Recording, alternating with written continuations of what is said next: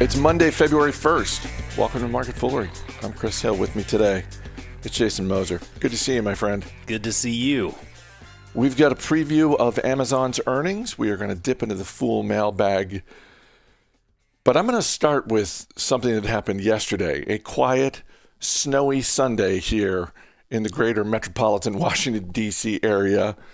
And it was lovely. It's nice to just look outside and see the snow falling in a place where snow doesn't fall very often. And I was snapped back into reality at some point during the day when I looked at Twitter and saw the news reported by the Wall Street Journal and Reuters that last year the CEOs of ExxonMobil and Chevron discussed the possibility of their two companies merging.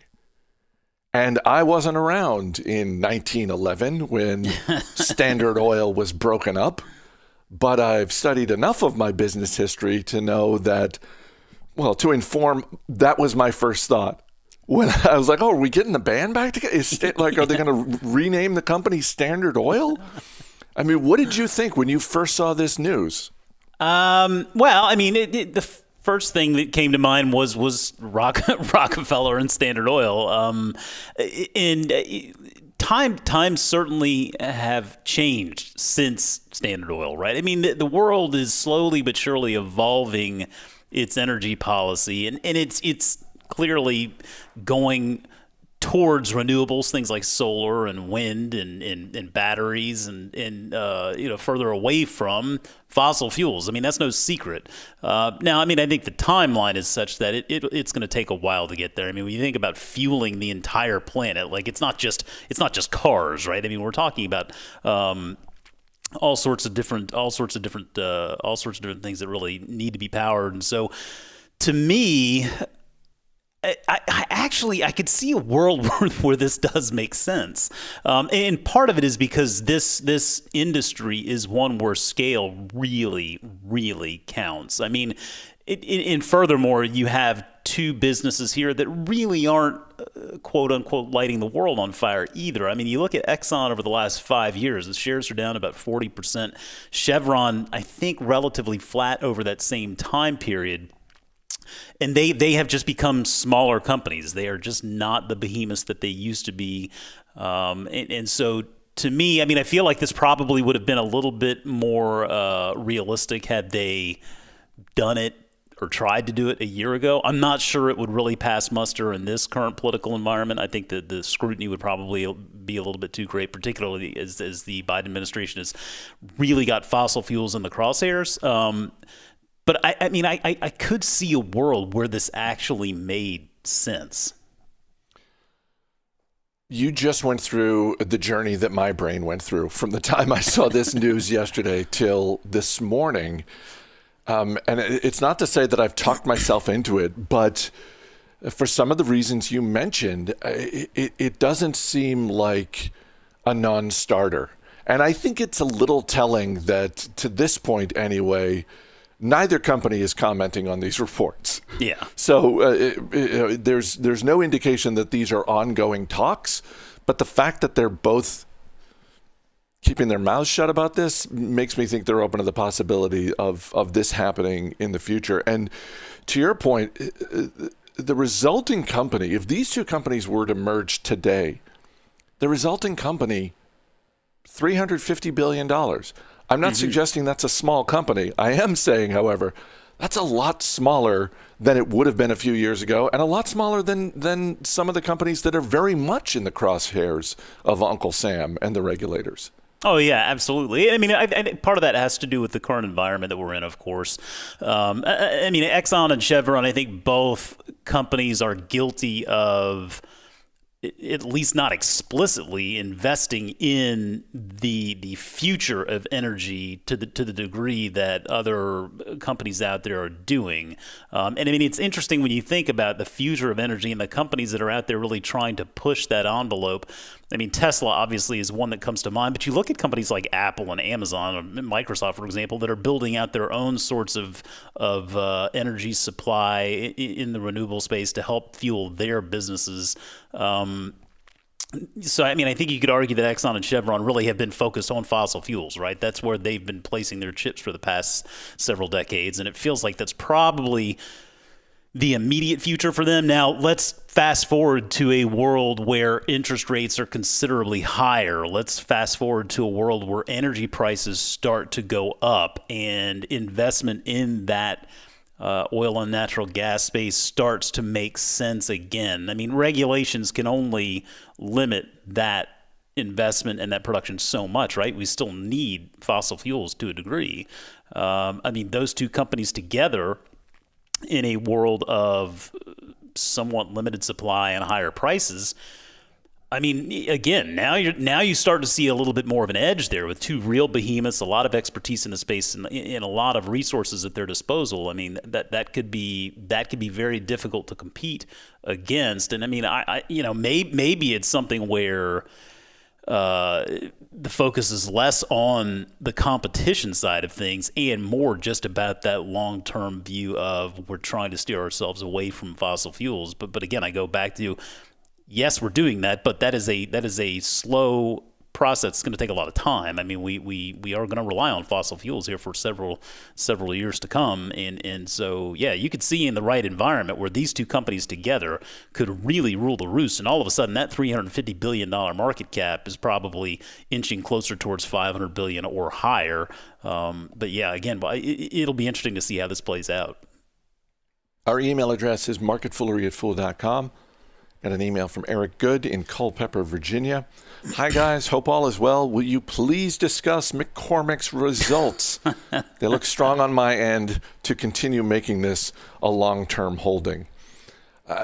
Just to anchor to that last phrasing there, Jason, I can't imagine anyone looking at McCormick as anything other than a long-term holding. And I say this as someone who doesn't own shares, but this is...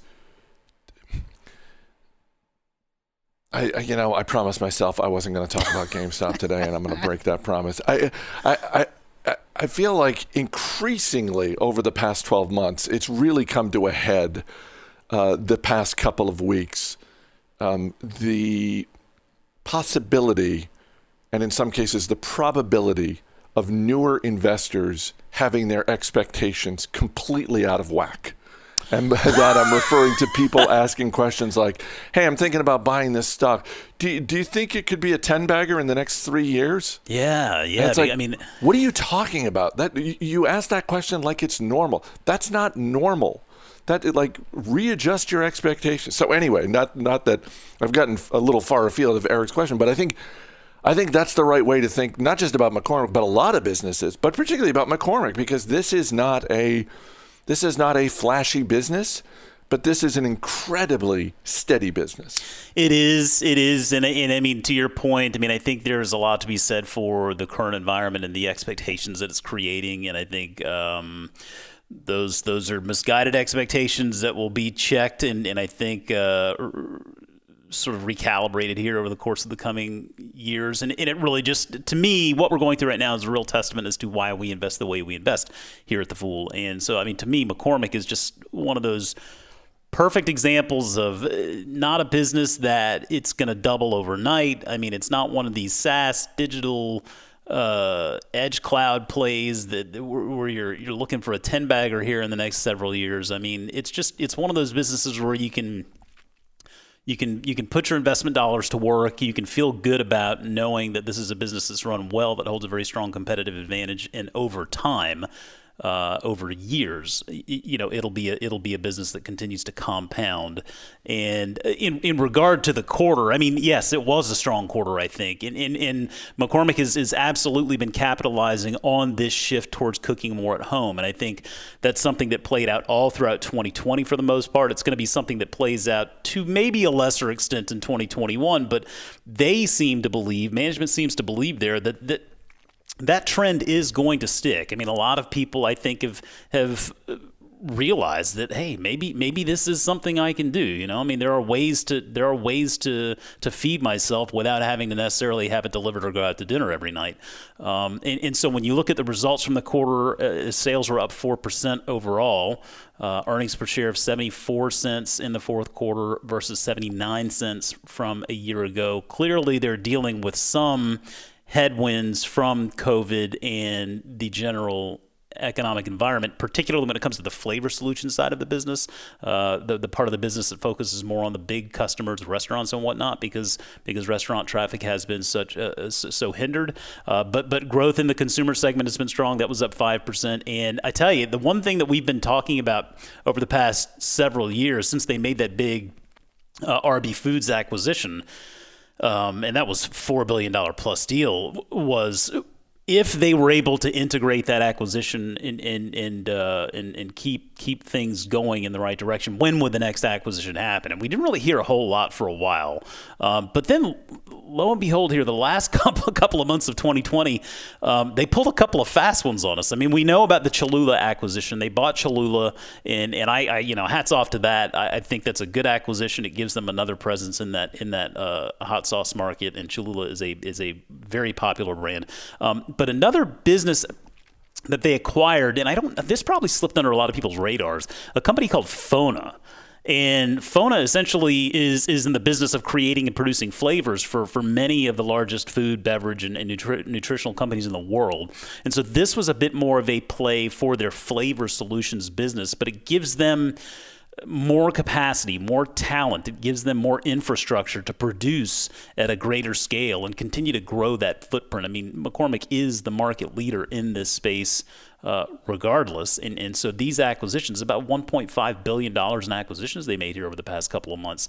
This is kind of that next, we're going to watch them digest, no pun intended, these acquisitions over the next year or so. And assuming the integration goes well, I think we'll continue to see that growth chug along. But as far as expectations go, I mean, this is a dividend aristocrat. They raised their dividend again for the 35th consecutive year. Shares have doubled over the past 5 years. Again, it's just kind of a sleepy pick, but again, as a market leader in the space, and everybody's got to eat, Chris, and we like our food to taste good, this is a great way to play that trend. You look at the acquisitions, and I think that we've talked for years, regardless of the industry, acquisitions can be tough to pull off well. To me, if you're a dividend aristocrat, I'm not saying it gets you a pass on all acquisitions, but if you don't get to be a dividend aristocrat unless you have figured out how to be good at capital allocation. And I just feel like McCormick is one of those businesses, again, not to give them a pass, not to say they can't screw up an acquisition or overpay for one, but I think that you got to give dividend aristocrats a little bit more of the benefit of the doubt when it comes to the acquisitions that they're making, because they've got that demonstrated history. Real quick before we move on, you mentioned the flavor solutions part of the business. I think that we've talked about this before. That's the easy to overlook part of McCormick's business, because anyone who's been to a grocery store and walked down the aisle, it's pretty easy to see the consumer facing business. But I think that gets to why, at a time when so many people are cooking more at home over the past 10 months or so, that's why the stock really hasn't shot to the moon. It's up about 7% over the past year, but it's because that flavor, that B2B part of their business has been pulled back. Is that something you look at as that can be the catalyst for shares of McCormick over the next, let's call it 12 to 18 months? I think it can be, yes. I mean, I think they're going to see that flavor solution side of the business continue to pick back up as 2021 progresses. Now, I think they feel like that is going to be relatively tempered recovery, because the feeling is that the consumer side of the business will continue to perform based on the trends over the past year. And I mean, that's really one of the beautiful parts of this business, is it can win a couple of different ways here. And it's not just restaurants that are really part of that flavor solutions business. I mean, when you go up and down the grocery store aisles, I mean, you see those meal kits, or you have meal kits sent to you or whatever. I mean, that's part of that flavor solutions side of the business too. I mean, they really do have a position in so many different aspects in regard to the food service business. It's just really impressive. And I mean, to top it off, I mean, we talked about this move towards digital and this digital economy that's developing here. Worth noting, e-commerce sales from McCormick for the quarter up 136%. I bet you most people wouldn't have even thought they had an e-commerce business, but the fact of the matter is they have an app that's pretty slick, and they do have an e-commerce business, and you know what? It seems like it's working.